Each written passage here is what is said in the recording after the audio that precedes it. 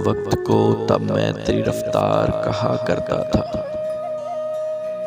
जब तेरे प्यार को ही प्यार कहा करता था। तेरे होने से समझता था कि दुनिया तुम हो, वैसे दुनिया को मैं बेकार कहा करता था। तब मैं बिछड़े हुए लोगों पे भी हंस देता था, तब मैं उनको भी गुनाहगार कहा करता था। तुमसे बिछड़ा हूं तो रोया हूं, वगरना कल तक रोने वालों को भी फनकार कहा करता था। हम शक्ल है या वही है मेरा दुश्मन देखो, ऐसे एक शख्स को मैं यार कहा करता था।